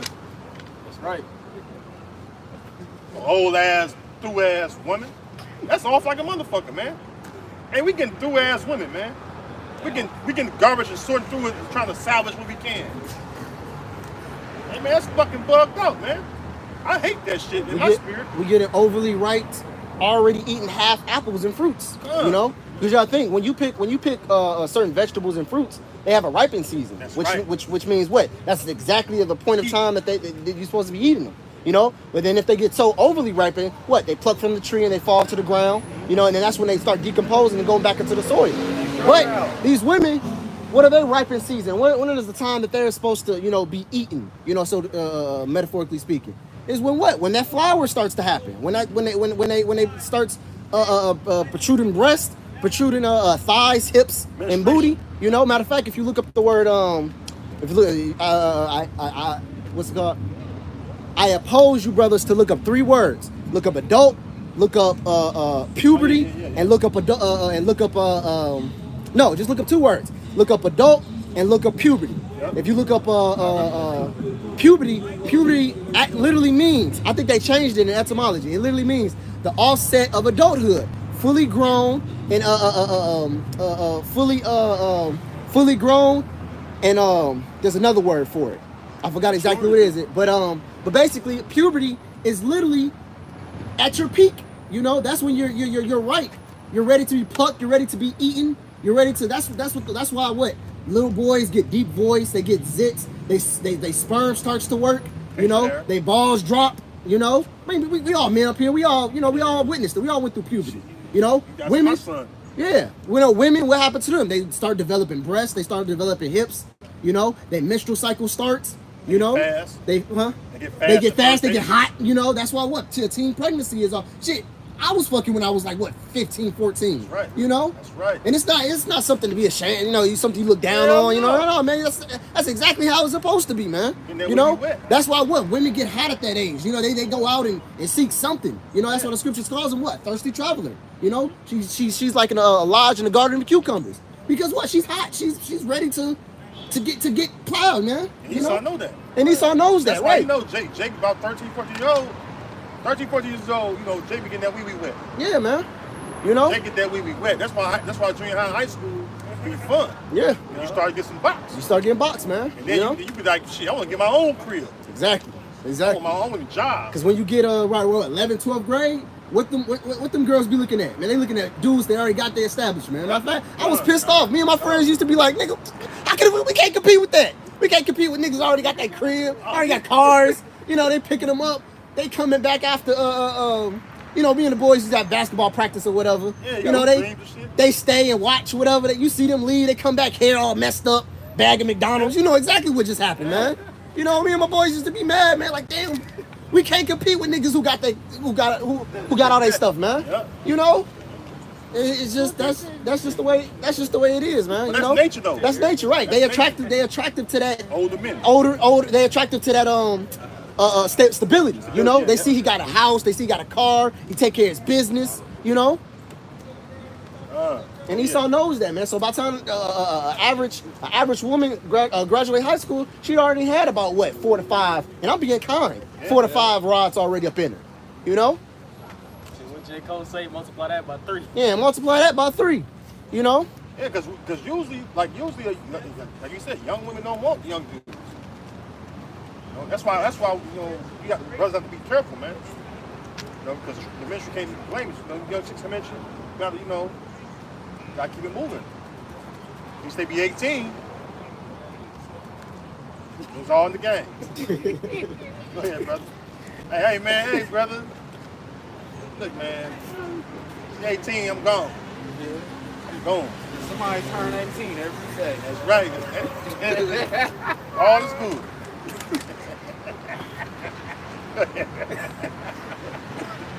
It's Isaiah the 60th chapter, verse 11. It says, "Therefore thy gates shall be open continually; they shall not be shut day nor night, that men may bring unto thee the forces of the Gentiles, and that the kings may be brought." Yep. So they're gonna be bringing us everything, every goodly things, you know, and that's everything. All the type of recipes you got. You know, the good gold, silver, the marble, the onyx, the obsidian. You know, huh? Ointments. The ointment, yep, the ointments, yep. You know, you might have a rare flower, a rare herb that grows in your yard. Lord, your child would love this. Let's bring it unto him. You know, and guess what? Also, which I think that scripture's gonna get into. That's how you are gonna get your blessings. That's how you know. That's how your land's going. You know, that's how the Lord's gonna literally bless your nation. How you gonna treat us? So guess what? If you gonna curse us and be like, fuck Israel, I ain't gonna serve them, whatever. Then guess what? The Lord gonna send drought. The Lord might send locusts to eat your plantations. You know, your family might die. You know, the Lord might gonna send all type of hail and curses upon you. You know, where you gonna be like, I need blessings. Let me go serve the Israelites. You know. Go ahead, bro. Verse 12. For the nation that's the point. Yeah, that's the one I want. For the nation and kingdom that will not serve thee shall perish. Yea, those nations shall utterly be wasted. Yeah, man. It'll be utterly wasted, man. So, you know, let's say some a group of Moabites. Fuck Haradon. You ain't gonna serve Lord Haradon. He ain't nobody. That musty nigger, you know? And guess what? Haradon, he gonna hear him. Okay. You know, the Lord gonna smite him. Shit, the elder might go there and smite him, you know?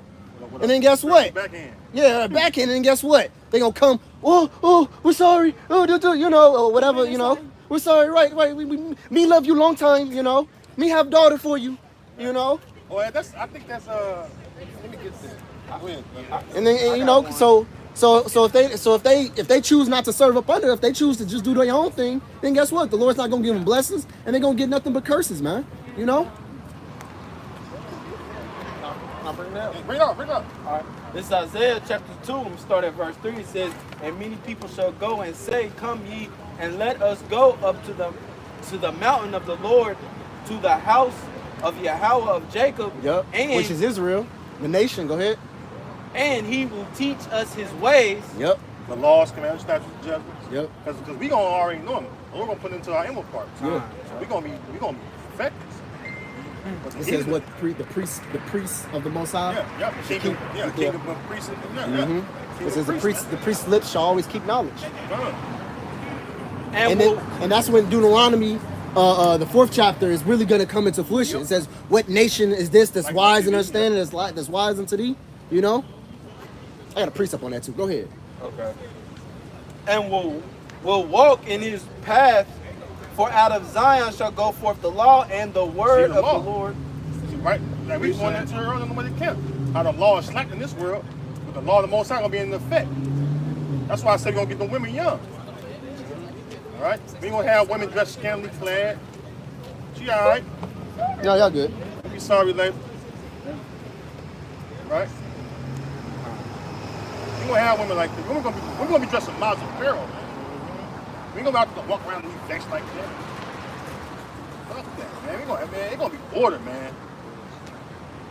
All right, the law has complete order in it. And we gotta teach the heathen order, because they out of order, man. Yep. You know? Go ahead, Art. For out of Zion shall go forth the law and the word of the Lord from Jerusalem. Jerusalem. Hey, Jerusalem is a people before it's a place, man. So the people of Jerusalem is gonna make sure the law is being enforced, man. We're gonna be the police of the world. Yep. You know?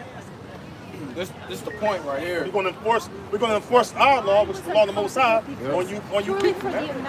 All of them. All of them. All right, your woman will have to be put away when she's in the ministry. Yep.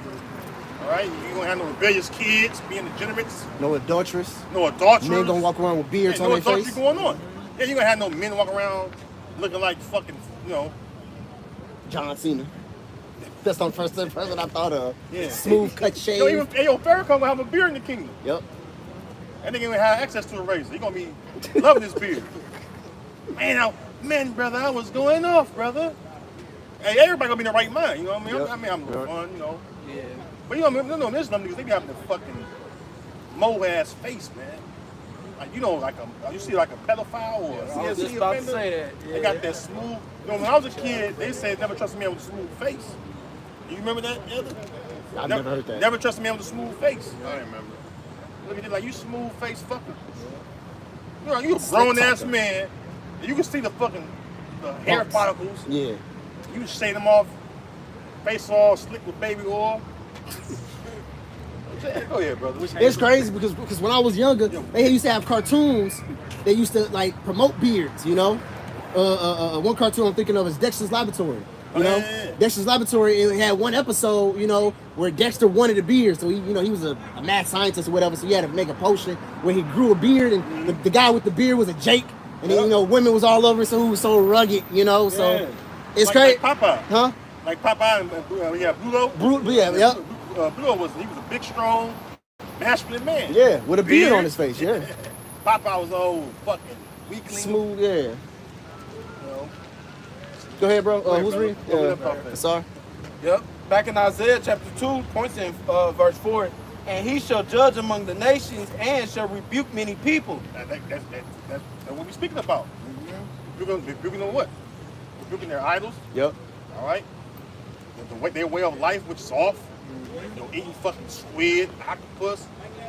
All kind of shit they do, man. The whole, like in this society, we have a fucking restaurants where it's all unlawful food, man. Smorgasbords, yeah. You know? She got a dish, gumbo. Yeah. When I found out, I thought gumbo was just soup. I found what gumbo was. I'm like, the fuck, that's every fucking thing. They say, oh, you put sausage, you put shrimp, you put oxtails, you put what?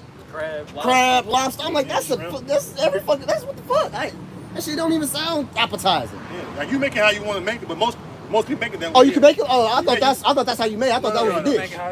Oh shit, okay. I didn't. Yeah, you make a gumbo how you want, but most people. No, you're right, Elder. Most people put that shit in there. Really? It's Okay. Really it's like a seafood boil how they make it. Really? Okay. Sometimes. I thought when I first heard about it, I looked it up and they said shrimp, sausage, beef chunks, deep steak it's a Levite chunks. thing, really. Huh? It's really a Levite thing. Oh, okay. Come. That shit come from Louisiana. So you can put lawful shit in it then. Yeah. Okay. Cool. Okay. They put it on top of rice. They put on top of rice. Okay. All right. So I'm thinking gumbo was just all that, like that shit, like chowder. I thought chowder was like. No, I stayed away from chowder for years because I thought chowder was always clam chowder. Yeah. But, chowder could be any type of soup. So when I found that out, I'm like, oh, shit, okay, cool. I thought all chowder was just clam chowder. So. Yeah, I thought that too. So that's the Levite thing. Well, the Louisiana and New Orleans things mainly Levite. Yeah. You know what I'm saying? Because they're mostly by the islands. I ain't gonna lie. Because I know, like my mama's, I think my mama's a Levite, but I know how to make gumbo. Like I was bugged out in the world because sometimes I made it unlawful because my ex-wife, she liked that shrimp shit. I ain't like the shit because if you put that in the pot, it fucked the whole flavor up. I ain't like seafood and shit because Jake being all man, you wanted it, sucking and shit. Y'all be a sucker. Hey Jake, hey man, I want to, but hey, that's you do shit you want to like, that's all. Go ahead, brother. All right. Back in Isaiah 2:4, stuff from the top. And he shall judge among the nations and shall rebuke many people, and they shall beat their swords into plowshares and their spears into pruning hooks. Hey, see, and then what's going on right now? It's the opposite of that. Yep. Yeah. Somebody hold Joel 3 on that. Yeah. And this is talking about the last days. Because what it says in Ecclesiastes, it says what? A time of war and a time for peace. That's right. Right now we're in a time for war, but in the kingdom it's going to be a time for peace. So that's why it's going to be a reversal. Right now you beat your garden tools, your agriculture into weapons because it's finna get down. I'm a God one, which means what? Mountain of troops. Yep, I'm a God one. But then after that, what? Then what? Peace is going to be up because what? The king of peace is going to be ruler. So you're going to take them weapons that you got done fighting with, and you're going to make them into agriculture. Bring it out. Yeah, finish it out and bring out Joel 3. Okay. And nations shall not lift up sword against nation, neither shall they learn war anymore. Neither shall they learn war anymore. And right now, what you have going on? You got war going on all over the earth, man. Yep. All right, you got especially war. in the Middle East. You got the Ukrainian conflict. Yep. The Palestinian-Israeli conflict. Gaza. All right. Say it again. The Gaza. Yeah. Like the other said, Gaza. The Israeli and Palestinian conflict. Yep. You have even Babylon and Gog in it, because that's really what Ukraine about. Yep. It's a proxy war. Exactly. And then you have other nations involved. Mm-hmm. All right. Other nations involved in these wars, and that's why you see the military drills going on. Military drills only happen when they're gearing up for war. Yep. Actually, BRICS, BRICS was actually created to combat the EU, Yep. and NATO, Yeah. So when you see military drills on the TV, that lets you know right there the Most High is prepared. Like it says in Isaiah 13, the Lord of Hosts. Yep. All right, muster the hosts of battle. Yep. He opened up his armories. Yeah, muster means to gather. Yep. Okay, to gather them to the battle, which like the elder brought up, Hamagad one. Hamagad one means what? Mountain of troops. The Lord's gathering the troops. All right, to judge them. Okay, that's what Isaiah 34 goes into. All right, bring it out. What we got? Joel 3. Yeah. Joel 3:9. Proclaim ye this among the Gentiles. The heathens. Go ahead. It says, prepare war, wake up the mighty men, let all the men of war draw near. And all the men of war draw near. That's just soldiers, whether they be fucking army, marines, navy, or seamen. All right. Well, what you call the ones that fly? pilots, Air Force. Yeah, Air Force. Yeah, that's right, Air Force. All of them, man. The special ops Special units. ops, yep. You know, let all the men of war draw near. The mercenaries. Yeah, even them, You yep. got mercenaries. Okay, go ahead. It says, let them come up. Beat your plowshares into swords. Even if you want to get into it, even your scientists. You know, the scientists is getting into it because biological chemical warfare is a thing. Right. You know? That's fun, Elder. That's on point. So you know, pestilence is gonna be everywhere. That's what I'm, you know, but your nation is gonna send some shit out. You know, some shit worse than C-19. You know, like C-22 or something. It's a new variant that just popped up called LB1. It popped up like a week or two ago. I went into it. So it's what I was trying to say what happened. You know, these famines, pestilences, earthquakes, diverse places. You know, but And that's just, man, every time I think about the hell that's gonna hit this place all across the world, you know, and when you factor in everything, the war, the pestilence, the lack of food, the amount of trust that you can't trust the average person. You know, if you see a person in that time, it ain't just gonna be no walk by just casually. Like, no, it's gonna be on site, you know, because like, you know, if I ain't got something and I say you got it, you know, you think I'm gonna just let you walk past me? Like, no, nigga, you finna catch these, you finna catch whatever I got, you know? So just imagining all that, and you gonna have a group of people who's not gonna, how can I say, who look like they're gonna be shielded off all that. You gonna have nothing, how can I say, you don't have nothing but to, like, man, there's something about them. They have to have some type of higher power protecting them, you know? Just imagine everything going on planet Earth, but you're gonna have a group of men who are gonna be straight, you know? Who's gonna be like on the outskirts of all that, you know?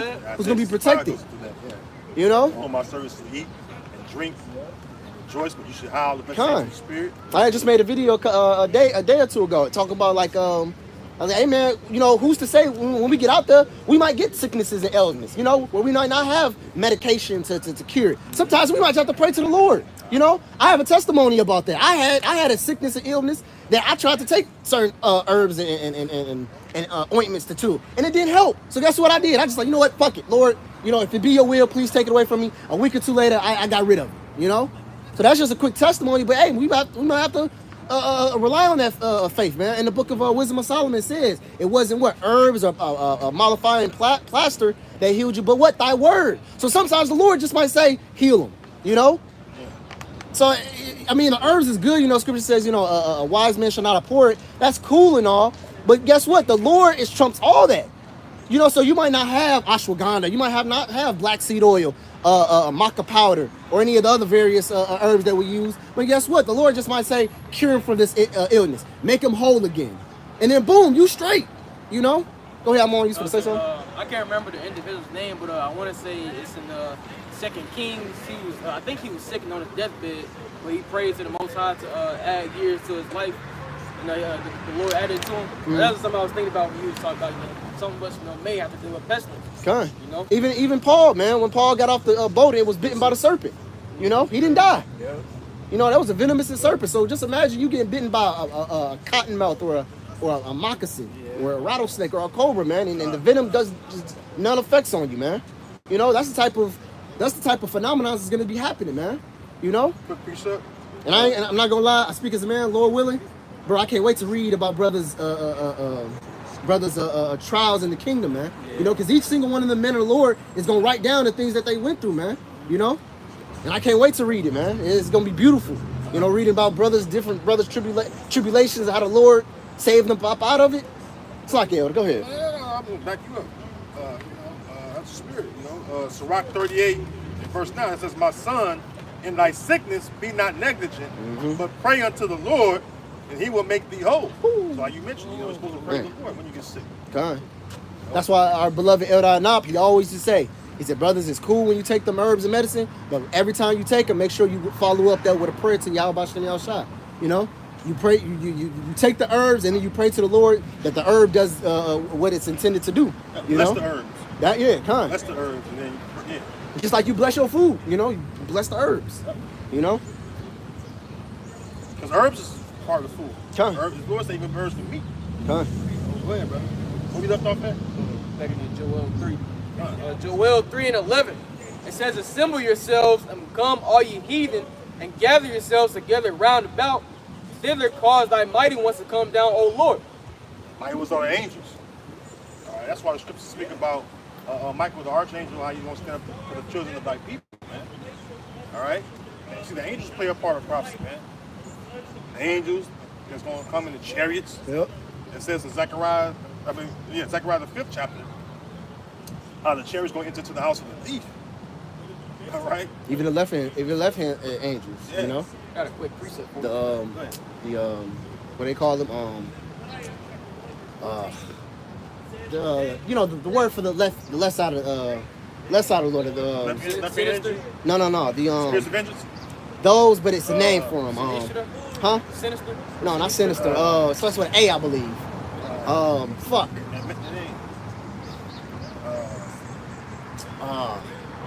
Aborigines. Is it Aborigines? Apparitions. Apparitions. That's what it is. Yeah, apparitions. That's what it is. What? I couldn't think of it. Because strange apparitions. It could be either side. Yep. Yeah, spirits. They had it during the time of the Greeks. Mm-hmm. And the apparition, then they had the angels and the chariots. They was thrusting back and forth in the skies for like 40 days. But yeah. So you know you have that, you know. And the angels, man. When the Lord unleashed the angels. You ever seen that movie, Fourth Kind? Is it Fourth Kind? Oh, no, I haven't seen that one. Man, you got man. Yeah. It was an elder. I watched a lot of movies. Some movies I ain't caught. I believe it was the elder of Vegas. He told Elder Demonstrate to put it on. Elder Demonstrate put it on for the whole camp. He said that movie will have you stand up and face the east fast. Like that movie right there that's a bad movie, bro. You gotta watch it. Man, the angels was fucking people up. Send it to my phone. Man, bro, they stretched this one girl neck, her fucking head like touched her. Man, bro, and this is like on live, like this is like on a video, like on like you used to remember see the Apostles on VHS. They had the when you like watch a VHS, the screen line, it was like one of those, you know. So people was recording this shit, you know. Like man, bro, it wasn't like an actual, you know. People were getting, it was like a documentary, but like back at like in the fucking 60s and 70s type of documentary. It's bad, man. That movie would literally put the fear in you, you know. I want to see that. I'm Lord willing, if I can still remember after count, I'm gonna put I believe it's the Fourth Kind. Yeah, because I can watch more free movies and shit. 2009. So, the Bible shot. Is it 2009? Yeah. I believe it's 2009. Kill Bill in it. I don't know. Irma. Go ahead though, whoever was Yeah, reading. we left off at. Just to back up the mighty ones and the angels. This is Jude chapter 1, beginning in verse 14. It says, and Enoch also, the seventh from Adam, prophesied of these saying, behold, the Lord cometh with 10,000s of his saints to execute judgment upon all and to 10,000 of his saints. All right. Hey, somebody grab Psalm 68. I think it's about verse 17, I believe, Bible shot. Psalm 68 in verse 17. Yeah. Where the chariots. Yeah. Okay. Come. All right, this is Psalm 68, verse 17, and it reads, the chariots of Yahweh are 20,000, even thousand of angels. The Lord is among them as in Sinai in the holy place. God, the angels, man. The angels play a part of prophecy, man. They're going to be with the Lord, man. And when Yahweh shot come back, you're going to come back with a whole fucking legion of angels. Tens of thousands, man. Tens of thousands of angels, man. And it says that the angels, or even the spirits of vengeance, I mean, in Sirach, it says they're peace and wrath for him that sent them, or made them. You know? And they're part of that fire, man. They're going to create fire, man. You know? Hey, precept. It says it's the Psalms 104 that make it his somebody gets Psalms 104. I got it. Psalms 104. Bible shop, you got it. Yeah. This book of Psalms, chapter 104, and verse 4. It says, who maketh his angels spirits, his ministers a flaming fire. See? They gonna get busy, man. Zapping out concentrated laser beams of fire, man. And the chariots, man. And the angels gonna get busy, man. That's why when you go into the story of that Numbers 24, I think Numbers 23, Numbers 24, with that Balak, Balaam, when they was here, he was on the ass, And the ass seen the angel. Yeah. Yep. Yeah, it's tough. It's Balaam. And the fucking ass was scared, man. Spoke. He starts there. He stays. It's donkey off Shrek type of. Hey, listen, hey, what you keep hitting me for? Did you not see him right there? How you get this story about Rashad? Yeah, Can I get a quick precept? Yeah. This is back you up when you said the angels. You know, the Lord bring angels, and they're gonna be, you know, to appease the Lord, the one who sent them. This is Sirach chapter 20 and verse 4. It says, "As it's the lust of a eunuch to devour a virgin, so is he that execute judgment with violence." You know, so just imagine a eunuch. Now, a eunuch is a person who hasn't had sex yet to deflower a virgin. So just imagine how ready and hot he is to have, you know, to have sex. That's him to execute judgment by violence, man. So that's exactly how the angels feel. You know, when the Lord said, "Hey, go slay this, go do this, or execute judgment by violence," the angels is lustful for after, you know, to appease the wrath that sent him. You know, just all. Every time I read the scripture, it reminds me of that one angel when King David started numbering Israel, and he sent that angel to start slaughtering Israel, and that Lord actually had to grab the angel back, and like, hey, chill out, like, you know, because he was lustful. He was lustful in a good way though. He was trying to execute the Lord's will, you know. But that's to show you how dedicated these angels are to do the will of the Lord, man. You know. You brothers got it. What about the number find out where he got knocked off the donkey? Because I know 24 is the parable of Emily. Wait. Who's he created? There's nobody created.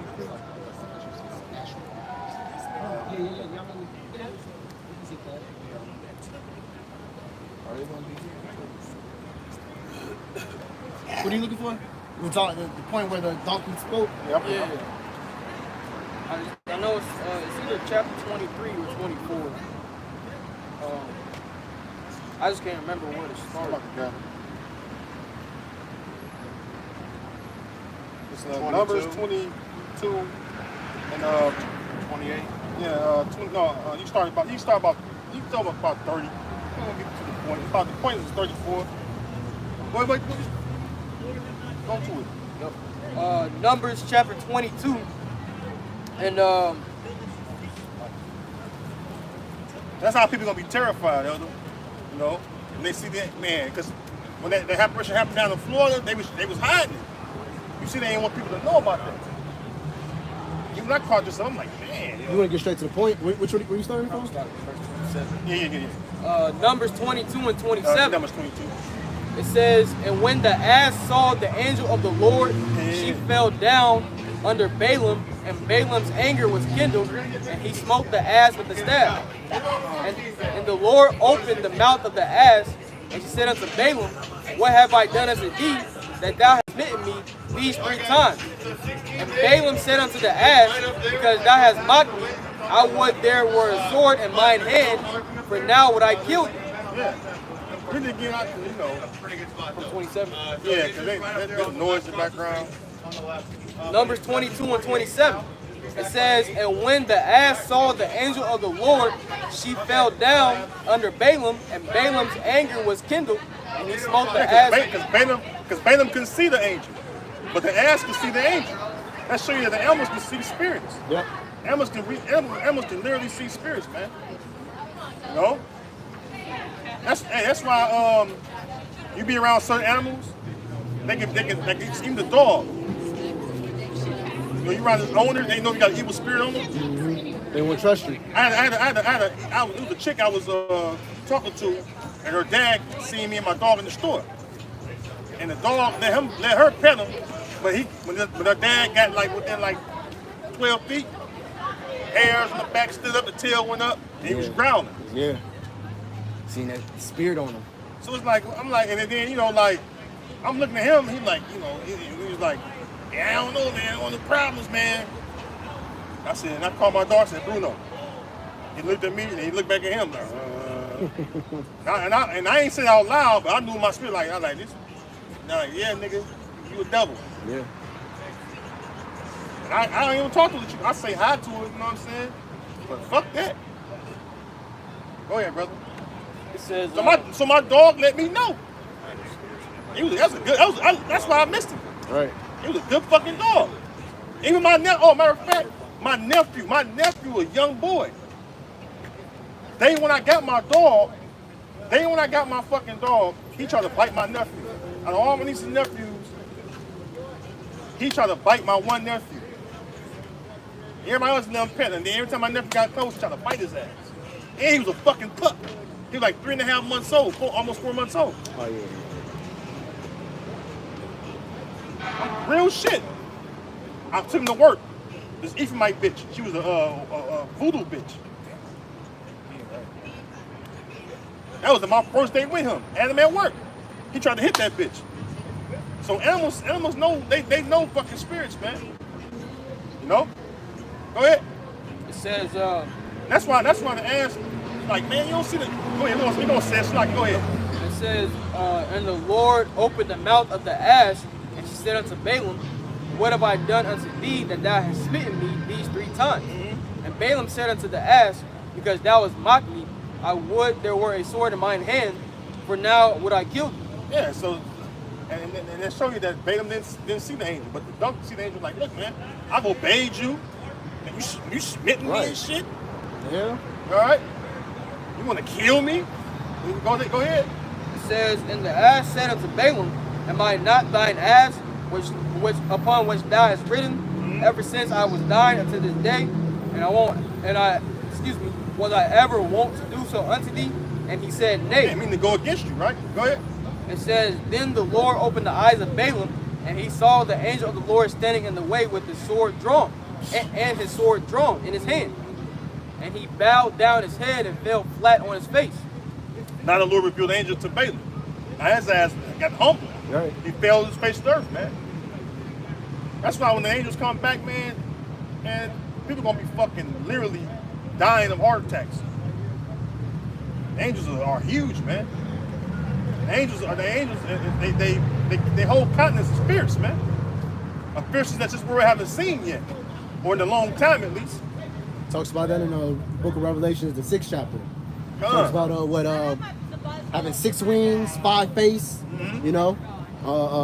Basically, the whole Isaiah, that's Isaiah Revelations. Revelations, the 6th chapter. Revelation, Revelations. I think it's going to a little bit too. Huh? About the angels. Say it again. The angels' appearance. Revelations what again?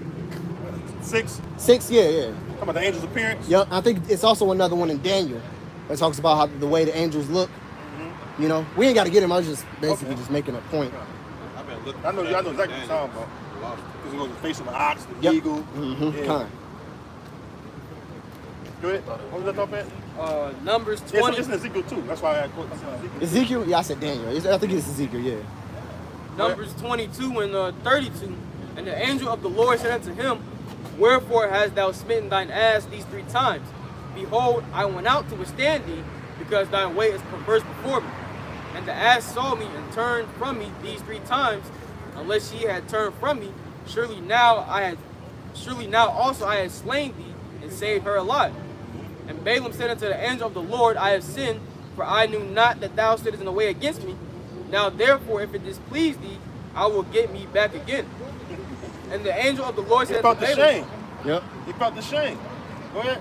it says, and the angel of the Lord said unto Balaam, go with the men, but only the word that I shall speak unto thee, that thou shalt speak.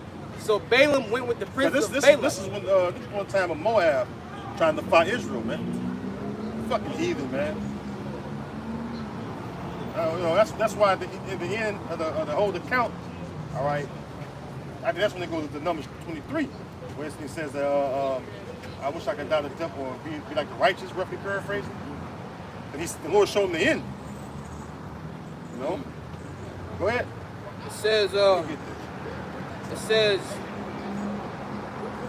verse 35. It says, and the angel of the Lord said, oh, I read that already. Verse 36, it says, and when Balak heard that Balaam was come, he went out to meet him unto a city of Moab, which is in the border of Arnon, which is in the upmost coast. And Balak said unto him, did I not earnestly send unto thee to call thee? Wherefore camest thou not unto me? Am I not able indeed to promote thee to honor?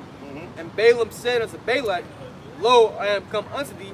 Have I now any power at all to say anything? Because Balak wanted to, like I said, Balak wanted to defy Israel. Matter of fact, go to Numbers 23 and you go to about verse about 7, start at 7.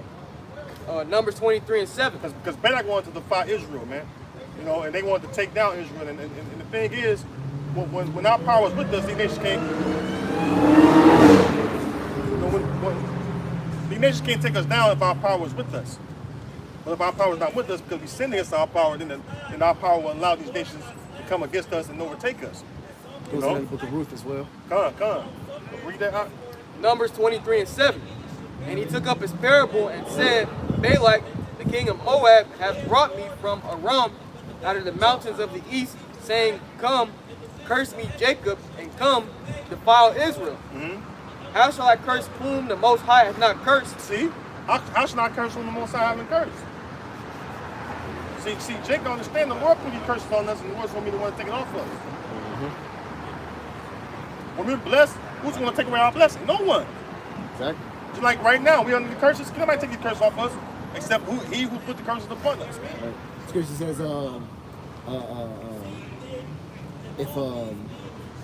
to back up the blessing part, if the Lord be for it, who could be against it? Or another one, who replies against the Lord? I think it's in Judah 2. It goes into that. Thank you. Go ahead, Art. It says, or how shall I defile whom the Lord hath not defiled? For from the top of the rocks I see him, and from the hills I behold him. Lo, the people shall dwell alone and shall not be reckoned among the nations. See? And this is going to happen in the kingdom, ultimately. Go ahead. It says, who can count the dust of Jacob and the number of the fourth part of Israel? Let me die the death of the righteous. The death of the righteous. The death of the righteous of who? Israelites. Because no matter what, like it says in Job, it says, remember, I pray thee, whoever perished being innocent, or where was the righteous cut off? Because the short answer is the righteous are never going to be cut off, man. You know? We die out of this world.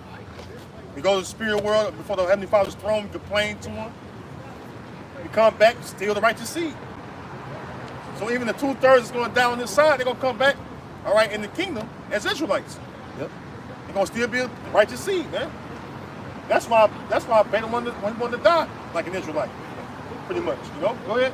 It says, "Let me die the death of the righteous." Let me die like an Israelite. That's why these fucking heathens, man, they really jealous of us, man. The Most High made these fucking heathen just to be servants, man. We're the only ones that's on this earth that's special and peculiar, man.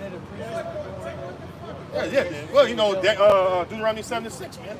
For thou art the holy people until Yahweh thy power. The Lord had chosen thee to be a peculiar people unto himself, or a special people unto himself. Go ahead. It says, and let my last end be like his. Let my last end be like his. Who? Jacob, Israel. Why you think the JOOWs, when the first thing they did was proclaim to be us, starting with the southern kingdom? They want to be the righteous, and they're not. They're the wicked. See? They know the end. Them damn Amalekites, like it says in Ezekiel, behold, thou art wiser than Daniel, man. All right? They know the end of the righteous, man. It's going to be what? The kingdom of heaven, man. You know? So, with that, take us out. So, hey, we pray that this lesson was edifying to the body. We'd like to close out by giving all praises, honor, and glory to Yahweh, Ba'ashem, Yahushai, Ba'ashem, HaKadosh. Double honors to the apostles and elders of Great Millstone who rule well and preach the truth and truth and sincerity. Shalom to the hopefully elect. Lord, we'll see you in the next lesson. Till then, shalom. Shalom. Shalom to the sincere brothers and sisters on the comment board. Yeah, I heard him too, man.